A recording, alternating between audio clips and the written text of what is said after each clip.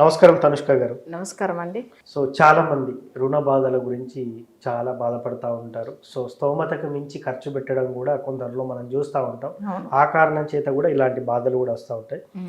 ఏది ఏమైనప్పటికీ కూడా కొంతమందికి మాత్రం ఇవి విపరీతంగా వేధిస్తూ ఉంటాయి. వీటికి ప్రత్యేకమైన పూజలు ఏమన్నా ఉన్నాయా? ఈ పూజల కారణంగా నిజంగానే దాని నుండి బయటపడొచ్చు అంటారా? ఇప్పుడు మనం వచ్చి చాలా మంది మన క్లయింట్స్కి ఏంటంటే రుణ బాధల గురించి ఎన్నోసార్లు రెమెడీస్ కూడా ఇచ్చి ఉన్నాము. అయితే వీళ్ళందరూ కూడా చాలా మంచిగా ఈ రుణ బాధల నుంచి బయటపడారు. ఒక చిన్న ఎగ్జాంపుల్ చెప్పాలంటే మనం ఒక క్లయింట్కి ఇంత ముందుగా రెమెడీ ఇచ్చాము. వాళ్ళు ఆల్రెడీ ఫ్యామిలీతో చనిపోతాం అనే స్టేజ్లో ఉన్నప్పుడు మనీ అప్రోచ్ అయ్యారు. అంటే ఆ రుణ బాధలు కొంచెం కాదు, ఎక్కువ. వాళ్ళు ఎట్లా అంటే ఎన్నో కోట్లు, అంటే జనరల్గా చెప్పాలంటే వాళ్ళకి అది ఎక్కువ అనమాట. 10 కోట్ల దగ్గర వాళ్ళకి అప్పులు అయిపోయినాయి. సరే, వాళ్ళు ఒక షాప్ పెట్టుకున్నారు, దాంట్లో మరీ ఎక్కువ లాస్ చేసుకుని అట్లా అయిపోయారు.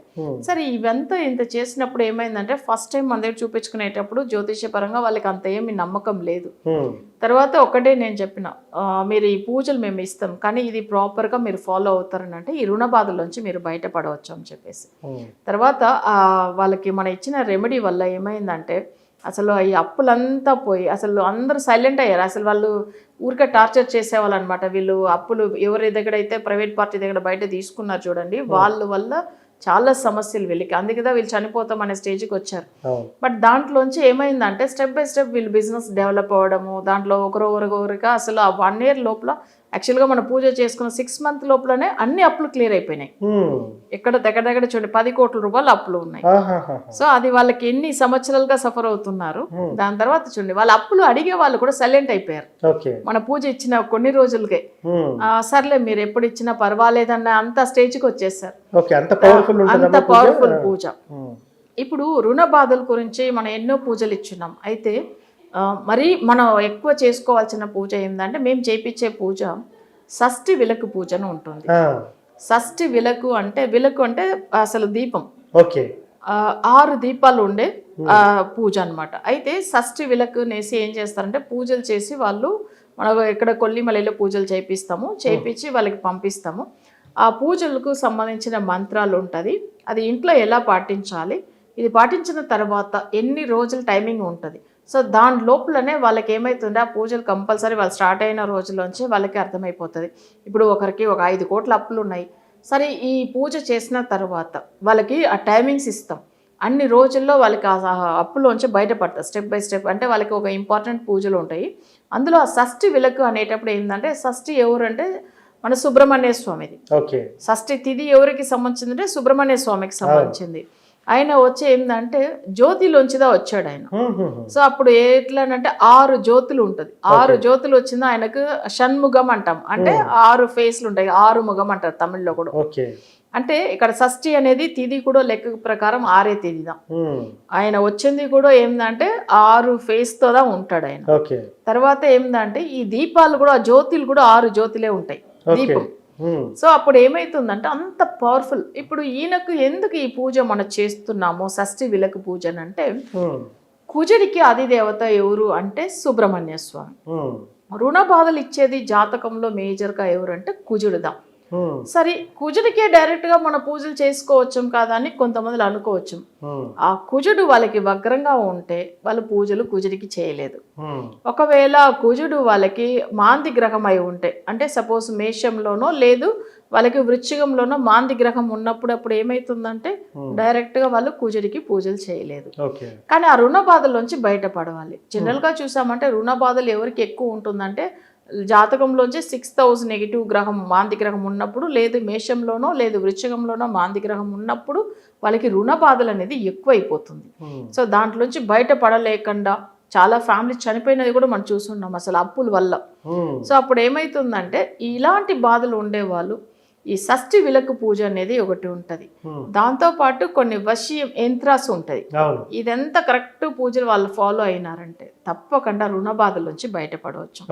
సో నేను ఇచ్చిన తర్వాత నేను చెప్పిన క్లయింట్లు చాలా మంది ముస్లిమ్స్ కూడా ఉన్నారు. వాళ్ళు కూడా మన పూజలు ఫాలో అవ్వడానికి ఫస్ట్ ఆలోచన చేస్తారు. ఒక్క విషయము, మీరు బాగుండాలి అనుకుంటే ఇప్పుడు మన వచ్చి హిందూ ముస్లిం క్రిస్టియన్ ఏం కాదు, మనకు అన్ని గ్రహాలే సంబంధించిన వాళ్ళదా మన అందరూ. ప్రతి ఒక్కరు ఇప్పుడు సూర్యుడు ముస్లిం అయినా కనిపించకుండా ఉంటాడా? కనిపిస్తాడు కదా. సో అందరికీ అసలు కామన్ గా ఉండేది గ్రహాలు. దానివల్ల మీరు అదన్నీ మైండ్ లో పెట్టుకోకపోతే మీరు ఈ రుణ బాధలోంచి బయటపడవాలని అంటే మీరు మన ఇచ్చే పూజలు ఖచ్చితంగా ఫాలో అవుతామంటే తీసుకోండి. ఎందుకంటే మనకు వచ్చే రిజల్ట్ 100% ఉండాలి. ఊరిగా తీసుకొని ఏదో మనం ఏం చేయకుండా ఉంటే ఎలా వస్తుంది రిజల్ట్ అని చెప్పిన తర్వాత ఏం చేశారంటే కొన్ని రోజులు ఆలోచన చేశారు. తర్వాత మీరు చెప్పండి మేడం మేము ఫాలో అవుతాము. ఎందుకంటే మీరు చెప్పినట్టుగా అందరికీ దేవుడు ఒకటే సమానం, మనదా తప్పుగా అనుకుంటున్నాం. కానీ మీరు చెప్పింది నేను ఖచ్చితంగా ఫాలో అవుతాను అట్లా అన్న తర్వాతనే వాళ్ళకి రెమెడీ ఇచ్చాము. సో వాళ్ళ అప్పుల నుంచి బయటపడారు.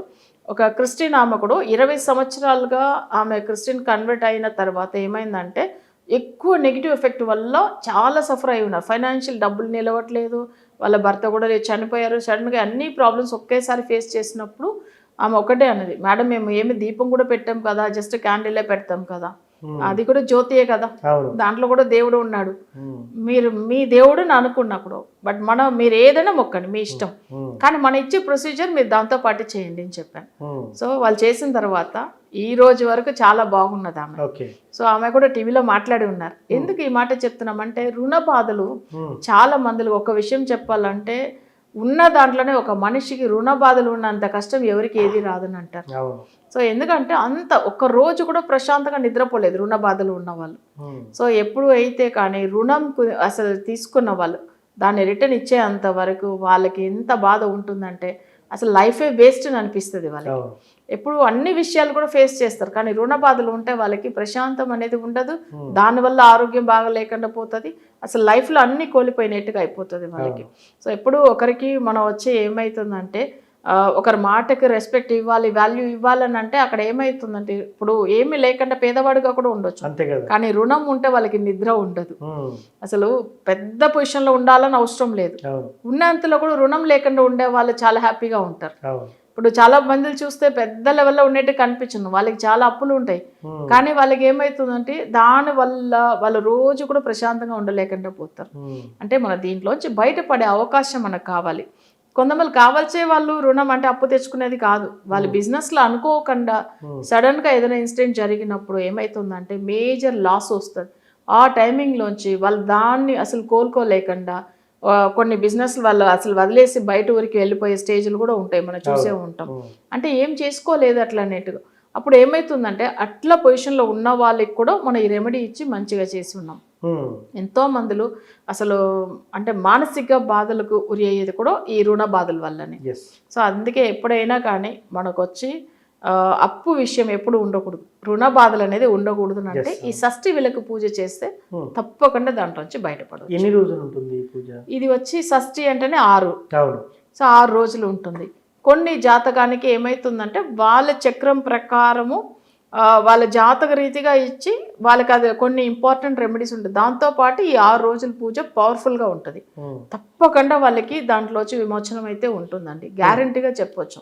ఎందుకంటే మన ఇచ్చిన ప్రతి ఒక్క క్లయింట్ ఈ రుణ బాధలోంచి బయటపడిన వాళ్ళు ఎంత సంతోషంగా వాళ్ళ ఫీడ్బ్యాక్ ఇచ్చున్నారంటే అసలు వాళ్ళు మిరాకిల్స్ వాళ్ళ లైఫ్లో జరిగిందనే చెప్తూ ఉంటారు. సో ఎందుకు ఇప్పుడు గొడవ పడి కోర్టు కేసుని వెళ్ళిన వాళ్ళు ఏం లేదు, ఒక క్లయింట్ జాతకం మనం చూస్తున్నాము, వాళ్ళు యాక్చువల్గా వాళ్ళ బ్రదర్కి ప్రాబ్లం ఉంది, ఫైనాన్షియల్ ఇష్యూస్, తనకు ఆల్రెడీ చెక్ బౌన్స్ కేసు జరుగుతుంది, కానీ వాళ్ళ సిస్టర్ నా దగ్గర జాతకం చూపించుకుంటుంది వాళ్ళ బ్రదర్ గురించి, బట్ ఆమెకి తెలియదు వాళ్ళ బ్రదర్కి ఇష్యూ ఉండేది అనేసి. నాతో మాట్లాడుతున్నప్పుడు నేను చెప్పాను మీ బ్రదర్కి ఇక్కడ కేసు జరుగుతుంది, మా చెక్ బౌన్స్ కేసు జరుగుతుంది ప్రెసెంట్, ఎందుకంటే తనకు వచ్చి ఫైనాన్షియల్ ఇష్యూస్ ఉంది, పర్టికులర్గా ఈ టైంలోంచి ఈ టైం వరకు ఇలా జరుగుతుందని అంటే ఆమె షాక్ అయింది. అట్లా లేదండి, మా తమ్ముడు అట్లా నా దగ్గర చెప్పనే లేదు, మీరు కావాలంటే పర్సనల్గా కనుక్కోండి అని చెప్పాను. తర్వాత కాల్ చేసి కనుక్కున్న తర్వాత ఆమె షాక్ అయింది. నిజం మేడం, అయితే మీరు చెప్పింది మా ఇంట్లో ఆయన చెప్పడానికి భయపడి చెప్పలేదు, ఎందుకంటే ఇట్లా అప్పులు ఎక్కువ చేసేసాడు, దానివల్ల ఇట్లా కేసు అయింది అనుకో, ఆ విషయం కూడా నాకు మా ఇంట్లో ఎవరికి తెలియదు, ఎందుకంటే తన మ్యారేజ్ తన వేరే ఫ్యామిలీ ఉన్నాడు కాబట్టి ఆయన చెప్పలేదు వీళ్ళకైతే. ఏమున్నా కానీ వీళ్ళకి తెలవకుండా మెయింటైన్ చేశాడు ఆయన. కానీ ఇప్పుడు మన జాతక రీతికి ఇక్కడ కనిపెట్టాం, సో అది రుణ బాధలు అక్కడ ఉందని కనిపిస్తుంది. బట్ మన దీనివల్ల ఏమైతుందంటే ఇవంతా మందులు అసలు చెప్పాలంటే ఒకరోరికి జాతకం మనం చూడగానే అర్థమైపోతుంది వీళ్ళకి ఎన్ని సంవత్సరాలుగా రుణ బాధలు ఉంది, అసలు ఏ దశ నుంచి వచ్చింది, అసలు దీనికి కరెక్ట్ అయిన సొల్యూషన్ ఏమి ఇవ్వాలి అనేది మన జాతకం ప్రాపర్గా అనలైజ్ చేసి ఇస్తే 100% రిజల్ట్ ఉంటుందండి. మన షష్ఠి విలకు పూజ గురించి చెప్పాలంటే 100% రిజల్ట్, దీంట్లో గ్యారంటీ చెప్పొచ్చు. మొత్తానికి రుణ బాధలు తీరాలంటే షష్ఠి పూజ చేయాలంటారు. అవును. సో ఇది షష్ఠి విలకు పూజ, షష్ఠి విలకు ఇది గుడిలో చేయాలా లేకపోతే ఇంట్లో చేసుకోవచ్చు అంటారా? ఇంట్లో చేసుకోవచ్చు. మనం కొన్ని వసి చేసి పంపిస్తాము, సో కొన్ని ఇంపార్టెంట్ మెటీరియల్ అంతా వస్తుంది, దాంతో ఇవి చేయాలి. అంటే మీరు వాళ్ళని మళ్ళీ గైడ్ చేస్తారా ఇంట్లో? తప్పకుండా. దానికి వేరే వాళ్ళు ఉన్నారు, పూజ విషయాలు వాళ్ళకి ఆ మెటీరియల్ అందిన తర్వాత ఆ ప్రొసీజర్ ఏంది అనేది చెప్పే వాళ్ళు కూడా ఉంటారు. సో అందుకే ఏమైతుందంటే వాళ్ళకి ఏం డౌట్ ఉన్నా వాళ్ళు మళ్ళీ కాల్ చేసి కనుక్కోవచ్చు. సో ఆ పూజ విషయంలో జరుగుతున్నప్పుడు వాళ్ళకి ఎట్లా అసలు ఆ రెమెడీస్ ఎట్లా ఫాలో అవ్వాలి, ఏం చేయాలని అది కూడా చెప్తారు వాళ్ళకి మెటీరియల్ అందిన తర్వాత. సో అట్లా దానివల్ల ఏమైతుందంటే ప్రతి ఒక్కటి స్టెప్ బై స్టెప్ వాళ్ళు చేసుకుంటూ వస్తారు.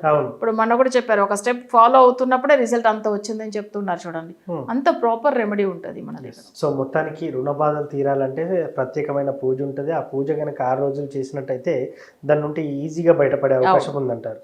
సో మీ ఆధ్వర్యంలో కూడా ఈ పూజలు జరుగుతూ ఉంటాయి, ఎవరైనా కాంటాక్ట్ అయితే కూడా చేపిస్తూ ఉంటారు? తప్పకుండా చేపిస్తాం. థ్యాంక్ యూ అమ్మ. అంటే చాలా మంది సఫర్ అయ్యి, ఎందుకంటే ఇందాక మనం మాట్లాడుకున్నట్టు స్తోమతకు తగ్గట్టు స్తోమతకు మించి ఖర్చు పెట్టడం, లేకపోతే అవసరం లేకుండా కూడా ఖర్చు పెట్టి ఇలా అప్పుల పాలవ్వడం అందరినీ చూస్తూ ఉంటాం.